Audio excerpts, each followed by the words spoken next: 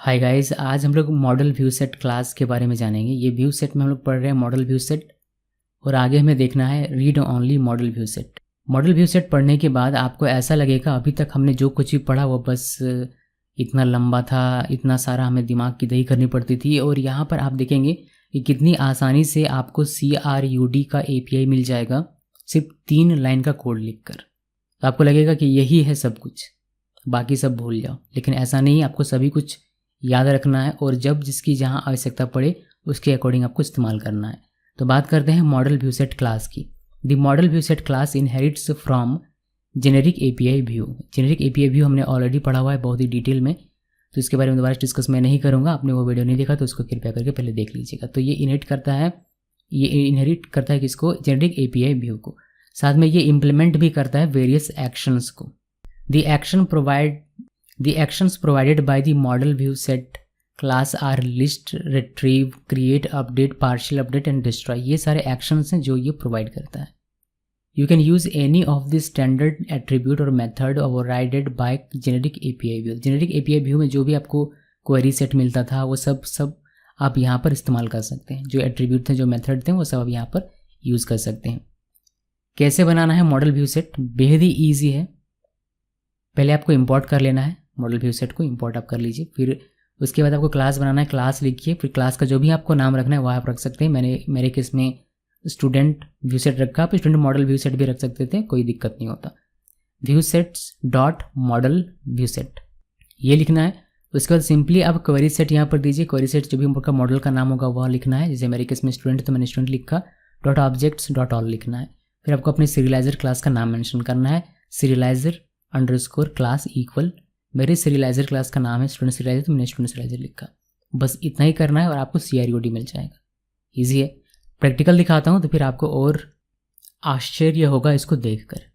एक नया project create करते हैं, Django-admin स्टार्ट प्रोजेक्ट GS18 यानी कि 18। ये हमारा नया प्रोजेक्ट क्रिएट हो गया GS18 और हमें पुराने प्रोजेक्ट से बस कॉपी कर लेना है ये एप्लीकेशन और डेटाबेस। और हमें URLs भी कॉपी करना है, बिकॉज यहाँ पर URLs भी हम लोग सेम लिखेंगे जो राउटर ऑब्जेक्ट बनाकर रजिस्टर करके किया जाता था, बिल्कुल सेम वही है। तो इसमें से मैंने आपको बताया था, समझाया था कि ये कैसे किया जाता है पिछले वीडियो में, तो उसी को मैं कॉपी करता हूँ। दोबारा से इस पर डिस्कशन नहीं करेंगे और इस वाले में आते हैं और यहाँ पर हमें बस इसको पेस्ट कर देना है। बस इतना काम करना है। इसको क्लोज कर देते हैं। हमारा अभी का क्या सीन है यहाँ पर GS18 में कि हमारे पास एक model.py फाइल में एक मॉडल है स्टूडेंट नाम का।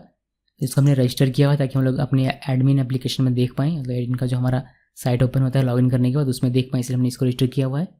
इसके अलावा हमने serializers.py फाइल में जाकर एक मॉडल सीरियलाइजर बनाया हुआ है अपने मॉडल के लिए। और urls.py फाइल है हमारा जिसमें हमने राउटर ऑब्जेक्ट बनाया हुआ है और अपने व्यू सेट को हम लोग रजिस्टर करेंगे यहाँ से। और यहाँ पर हम लोग सिंपली राउटर का बता देंगे कि पता क्या है अपने Django को। पहले settings.py फाइल में आइए और यहाँ पर इन दोनों एप्लीकेशन को रजिस्टर कर लीजिए, यानी कि रेस्ट फ्रेमवर्क और अपने वाले API को यहाँ पर आना है और API। तो मैंने रेस्ट फ्रेमवर्क जो कि यूज़ करें तो रेस्ट फ्रेमवर्क तो यहाँ पर लिखना ही है। साथ में जो आपका अपना एप्लीकेशन का नाम, जैसे मेरे केस में API है तो मैंने API यहाँ पर लिख दिया। आपके एप्लीकेशन का नाम कुछ भी हो सकता है। इसको क्लोज करते हैं और चले आते हैं मेन काम पर, जो कि हमारा views.py फाइल में यहाँ पर होना है। इस पूरे को मैं यहाँ से हटा देता हूँ, इसका कोई भी काम नहीं है। इसको मैंने पूरे को हटा दिया। models.py फाइल मैंने आपको दिखा दिया, इसको मैं क्लोज कर देता हूँ। admins.py फाइल भी मैंने आपको दिखा, इसको भी क्लोज कर देता हूँ। सीरियलाइजर भी हमारा एज इट इज़ रहेगा, इसमें कोई चेंज नहीं करना है, इसको भी क्लोज कर देता हूँ। और urls.py फाइल भी मैंने आपको दिखा दिया, इसमें भी कोई भी चेंजेस नहीं होगी, तो इसको भी मैं क्लोज कर देता हूँ। हमारा सिर्फ और सिर्फ काम यहाँ पर है, वो भी कितना सा देखिए। फ्रॉम लिखना है, पहले मॉडल को इंपोर्ट कर लीजिए आप अपने models.py फाइल से। तो मॉडल्स लिखा मैंने इंपोर्ट और स्टूडेंट, हमारा जो मॉडल था वह आ गया।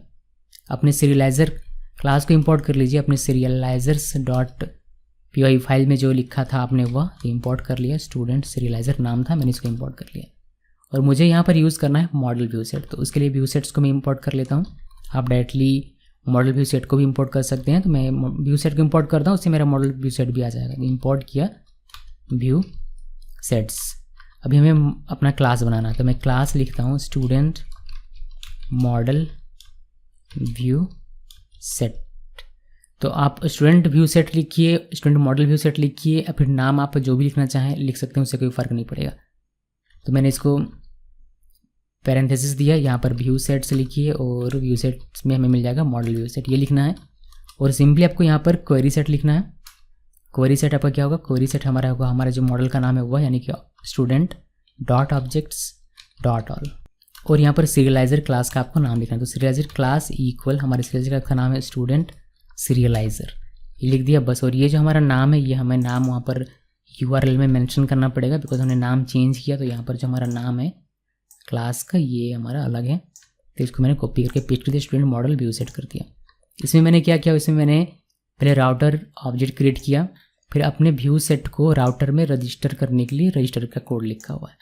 फिर राउटर तक हमारा जेंगो पहुंच सके उसके लिए हमने router.urls को यहाँ पर इंक्लूड कर दिया हुआ है। बस इतना सा काम किया हुआ। अभी बस व्यू में देखिए, बस हमने क्या किया, 3 लाइन लिखा हुआ। ये तो इम्पोर्ट्स है, हमने सिर्फ 3 लाइन लिखा और हमारा CRUD हमारे लिए तैयार है। मैं आपको रन करके दिखाता हूँ, अगर आपको बिलीव नहीं हो रहा है तो। पहले हम लोग क्या करते थे, कितना लंबा हम लोग कोड लिखते थे, लेकिन अब देखिए कि सिर्फ आपको ये मिल रहा है। तो आपको लिस्ट यहाँ पर मेथड इंप्लीमेंट करना पड़ा, ना क्रिएट, ना रिट्रीव, ना अपडेट, ना पार्शियल अपडेट, ना डिस्ट्रॉय, कुछ भी नहीं। सिंपली आपने ये लिखा और आपको सारा ऑपरेशन यहाँ पर मिल जाना है। तो मैं रन सर्वर करके आपको दिखा देता हूँ। हमारा सर्वर रन कर रहा है और हमें एम्प्टी में जाना है। फिर यहाँ से देखिए यहाँ पर जाना है। देखिए हमारा एक तो लिस्ट पहले आपको दिख जाता है कि लिस्ट हमारा सही से काम कर रहा है, इसलिए हमें सारा डेटा दिखाई दे रहा है। नीचे देखिए, नीचे आपको पोस्ट करने का भी ऑप्शन मिल जा रहा है। तो मैं आपको पोस्ट लगे हाथ दिखाई देता हूँ। यहाँ पर एक हम लोग इंटर करते हैं, इंटर हम लोग करते हैं सुमित, और सुमित का रोल नंबर दे देते हैं 111111 और ये हो जाएगा बोकारो से। और देखिए कि पोस्ट भी हमारा अच्छे तरीके से काम कर रहा है। देखिए आपको पोस्ट की जो भी पोस्ट हुआ वह डेटा आपको मिल जाता है। यहाँ पर आप ऐसा नहीं है कि आपने रिस्पॉन्स डिफाइन किया हो कि डेटा क्रिएटेड, तो आपको डेटा क्रिएटेड का मैसेज मिलेगा जेसन के फॉर्मेट में, वैसा नहीं है। यहाँ पर जो डिफ़ॉल्ट दिया गया है, जो रेस्ट फ्रेमवर्क ने डिफ़ाइन किया है, यहाँ पर वही आपको मिलेगा। तो वहाँ पर डिफ़ाइन किया गया है कि जो भी आप पोस्ट करते हैं वही डेटा आपको रिस्पॉन्स के तौर पर मिल जाएगा। तो वह डेटा हमें यहाँ पर मिल जाता है रिस्पॉन्स के तौर पर। आप वापस इसको रिफ्रेश कीजिए, आप लिस्ट में देख पाएंगे कि सुमित हमारा क्रिएट हो गया ID 14 के साथ। अभी अगर हम लोग इसमें ID 14 लिखते हैं तो हमारा रिट्रीव काम करेगा और हमें 14 का डेटा दिखाई देगा। साथ में डिलीट भी हमारा काम कर रहा है, देख सकते हैं डिलीट हमारा हाईलाइट है, और नीचे हमारा पोस्ट भी काम कर रहा है, सॉरी पुट भी काम कर रहा है, कि अपडेट भी काम कर रहा है। आप अपडेट करके भी देख सकते हैं।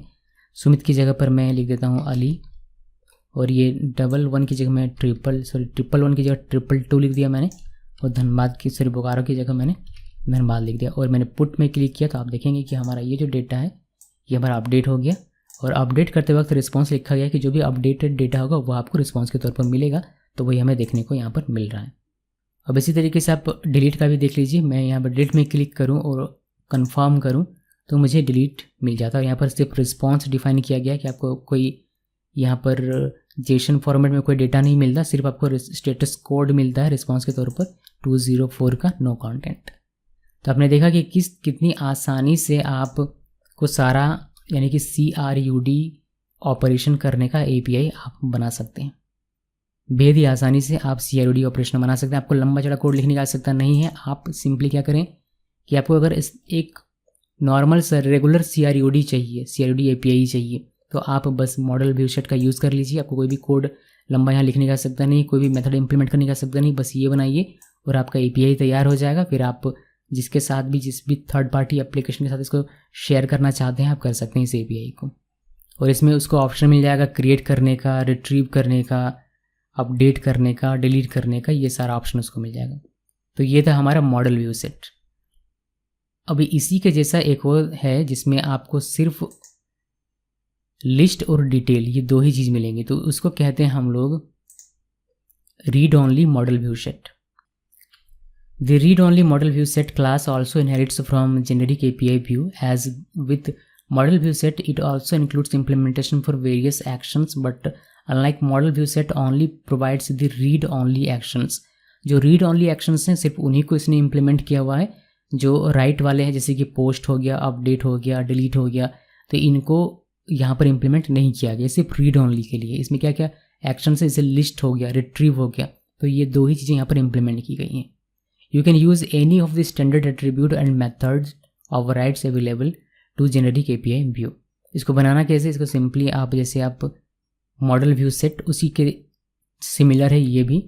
देखिए क्लास नेम मैंने थोड़ा सा लंबा लिख दिया हुआ है, लेकिन आप इसको छोटा कर सकते हैं, अपनी मर्जी से कोई भी नाम रख सकते हैं। मैंने क्लास का नाम लिखा हुआ है student read only model view set, और ये इनहेरिट करेगा किसको, view sets dot read only model view set. और इसमें भी बस आपको क्वेरी सेट लिखना है और आपको सीरियलाइजर क्लास का नाम लिखना होता है। सिंपल है। चलिए इसको भी तुरंत मैं आपको करके दिखा देता हूँ। एक नया प्रोजेक्ट हम लोग क्रिएट करते हैं नए कॉन्सेप्ट के लिए, तो मैं इसको कर देता हूँ स्टॉप सर्वर को, और इससे बाहर आते हैं पहले और एक नया प्रोजेक्ट क्रिएट करते हैं। GS19 हमारा प्रोजेक्ट होगा। GS19 के अंदर चलते हैं और इसमें पहले कॉपी कर लेंगे। इसमें ये बेहद ही ईजी है, हमारा API को कॉपी करना है, डेटाबेस को कॉपी करना है, और हमें URLs भी कॉपी करना पड़ेगा बिकॉज URL भी हमारा बिल्कुल सेम है। इसमें मैंने पेस्ट कर दिया अपने नए वाले प्रोजेक्ट में, और इसमें URLs में आना है urls.py फाइल, और इसको कॉपी कीजिए पूरे को, पुराने वाले प्रोजेक्ट से कॉपी किया और नए वाले में पेस्ट कर दिया। ओके, settings.py फाइल में पहले आना है, ये भूलना नहीं है, अक्सर लोग भूल जाते हैं इसको। यहाँ आना है और आपको रेस्ट फ्रेमवर्क ये लिखना है, और यहाँ पर आपको अपना एप्लीकेशन का नाम जो कि API है वह API लिख देना है। इसको सेव करते हैं, सेव करने के बाद इसको क्लोज। और सिंपली क्या क्या इसमें है, इसमें हमारे पास एक model.py फाइल है, ये एज इट इज़ रहेगा। हमने admin.py फाइल, ये भी एज इट इज़ रहेगा। serializer.py फाइल में ये हमारा मॉडल सीरियलाइजर है, ये भी एज इट इज़ रहेगा। और URLs में हमने देखा कि ये वाला हमारा है जो कि एज इट इज़ रहेगा। हमारा जो चेंज है वो होगा views.py फाइल में, वो भी बहुत ज़्यादा कुछ चेंज नहीं होने वाला है। इसमें हमारा ये मॉडल इंपोर्ट करना है, स्टूडेंट सीरियलाइजर इंपोर्ट करना है, व्यू सेट्स इंपोर्ट करना है। यहाँ पर बस नाम हम लोग चेंज कर देंगे। इसका नाम कर देंगे हम लोग स्टूडेंट रीड ओनली मॉडल तो लिखा हुआ है read only model view set, और यहाँ पर ये हमारा चेंज हो जाएगा, यहाँ पर ये ना होकर ये हमारा हो जाएगा read only model view set. बाकी ये दो लाइन जो है एज इट इज़ रहेंगी। बस इतना करना है आपको, और आपको रीड ओनली API मिल जाएगा, यानी कि इससे जो भी इसको हिट करेगा, यानी कि जो भी इस API को एक्सेस करेगा उसको मिल जाएगा पूरा लिस्ट डेटा का जो भी होगा, या फिर वो एक स्पेसिफिक डेटा का लिस्ट भी, एक स्पेसिफिक डेटा को भी एक्सेस कर सकता है, रिकॉर्ड को भी एक्सेस कर सकता है, यानी कि उसको लिस्ट और रिट्रीव ये मेथड्स मिल जाते हैं। तो मैं आपको प्रैक्टिकली दिखाता हूँ। यहाँ पर सर्वर रन करना पड़ेगा हमें, तो सर्वर रन करते हैं। मैंने आपको URLs में नहीं दिखाया। ओके, यहाँ पर एक एरर है, आप कुछ देर में आकर इसको देखते हैं। हमने URLs नहीं देखा, URLs में ही हमारा एरर है। देखिए यहाँ पर हमने क्लास का नाम लिखा है कुछ और यहाँ पर हमने कुछ और लिखा हुआ है, तो इसको हम लोग ठीक कर देते हैं। ये मैंने पेस्ट किया और ये से हो गया हमारा। अभी हमारे पास कोई एरर नहीं। इसमें मैं आपको URLs में एक बार फिर से बता देता हूँ। ये हमने पहले इंपोर्ट किया, ये सब कुछ हमें आ सकता है। हमने यहाँ पर ऑब्जेक्ट क्रिएट किया राउटर का, फिर राउटर से हमने अपने क्लास को रजिस्टर किया हुआ है, और हमने अपने जेंगो को बताया कि राउटर URL यहाँ पर है, आपको इसमें जाकर छानबीन करना। ओके जी, तो ये हमारा काम ख़त्म हो गया। अभी बस इतना ही करना है और हमारा रीड ओनली API तैयार है। इसको मैं क्लोज कर देता हूँ पूरे को, वापस से बार दिखाता हूँ। देखिए यहाँ पर क्लिक करेंगे, read only student read only model list, तो आप यहाँ पर देखिए पहले आपको लिस्ट मिल जाता है। ये लिस्ट आपको पोस्ट करने का ऑप्शन नहीं मिलेगा बिकॉज ये रीड ओनली, इसमें आपको सिर्फ लिस्ट मिलेगा और डिटेल मिलेगा, यानी कि रिट्रीव मिलेगा। तो लिस्ट हमें मिल गया, और यहाँ पर जब आप ID लिखेंगे किसी का, मान लीजिए मैंने 3 लिखा, तो यहाँ पर आपको उसका डिटेल मिल जाएगा, यानी कि रिट्रीव आपका यहाँ रन कर रहा है। यहाँ पर आपको ना तो डिलीट मिलेगा, ID लिखा मैंने फिर भी मुझे ना तो डिलीट मिल रहा है ना ही अपडेट मिल रहा है, तो वो दोनों नहीं, यानी कि राइट इसमें नहीं, इसमें सिर्फ रीड ओनली है। तो आजकल जब कोरोना वायरस का API देखते हैं, जिसमें COVID-19 का API पे बहुत लोगों ने किया हुआ है, ट्यूटोरियल बनाया हुआ है, तो वह API आसानी से आप इसके यूज़ करके क्रिएट कर सकते हैं। यानी कि आपको बस ये एक url.py फाइल में ये कोड लिखना है और आपको अपने व्यू में ये वाला कोड लिखना है। फिर आप डेटाबेस मैनेज कीजिए, डेटा डालिए बैकएंड से, ये कितना मरीज़ है आज, कितना अपडेट होता है, आना जाना कितना होता है, वह सब देखिए। और आप API एक बना लेते हैं कोरोना वायरस का, अपना खुद का API जो आप बाकी लोगों को दे सकते हैं, वो आपका API यूज़ करके और अपना एप्लीकेशन बनाएंगे। और API अपडेट करने का काम आपका, यानी कि डेटाबेस अपडेट करने का काम आपका, वो सिर्फ आपका डेटा एक्सेस करेंगे API के थ्रू। तो इतना ईजी हो सकता है ये, अगर आप यूज़ करेंगे ये वाला तो। और आपको अगर अलग से फीचर देना है कि नहीं, मुझे ये भी फीचर देना है कि कोई भी बंदा जो भी API को एक्सेस कर रहा है वह इसमें अपडेट कर सकता है और बाकी सारा काम कर सकता है, तो फिर आप मॉडल व्यू सेट का यूज़ कर लीजिए। वहाँ पर आपको CRUD सभी के ऑपरेशन मिल जाते हैं बड़ी ही आसानी से। तो गाइस ये था हमारा मॉडल व्यू सेट और read only model view set. उम्मीद करता हूँ कि इन कॉन्सेप्ट्स को आप अच्छी तरीके से समझ पाए हों, समझा होगा आपने। इस वीडियो को देखने के लिए आप सबका बहुत बहुत धन्यवाद।